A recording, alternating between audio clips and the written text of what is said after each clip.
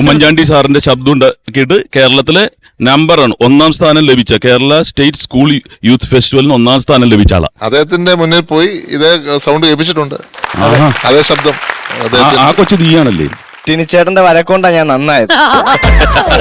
പക്ഷെ ഇന്ന് ഏറ്റവും മികച്ചൊരു സോഷ്യൽ മീഡിയയിൽ ഒരു ആങ്കർ ആയിട്ടാണ് ഇവൻ വിലസിക്കൊണ്ടിരിക്കുക. ഇപ്പൊ വീട്ടുകാർക്ക് സന്തോഷമുണ്ടല്ലോ. അയ്യോ ഭയങ്കര സന്തോഷം. ഇപ്പൊ നീ ഇറങ്ങി വീട്ടിൽ പറഞ്ഞിട്ടാണോ വന്നത്?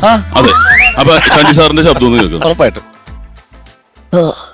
എല്ലാവർക്കും ഓണാശംസ ഞാൻ നേരുകയാണ്. എനിക്ക് ചാണ്ടി പോലെ വന്ന് ചാണ്ടി മോൻ എപ്പോഴും അങ്ങ് പരാതിയാ. അപ്പൊ ഞാൻ പറയുന്നൊന്നും കേൾക്കൂലല്ലോ, അല്ലയോ?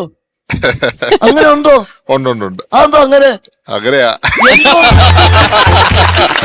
എന്തുകൊണ്ടാ ഞാൻ മോൻ പറയുന്നൊന്നും കേൾക്കാത്ത? നമുക്ക് ഏറ്റവും കൂടുതൽ സ്നേഹമുള്ളവരോട് മാത്രമേ അങ്ങനെ പറ്റൂ. ആന്നോ? അന്ന് എനിക്ക് ചാണ്ടി മോൻ ഒരു വാക്ക് തന്നിരുന്നു.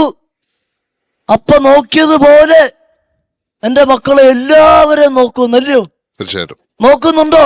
ഉണ്ട്. അപ്പൊ അവനൊന്ന് ഹഗ് ചെയ്തേ അപ്പേ. കൗണ്ടർ അടിക്കുന്ന ആളാണ്.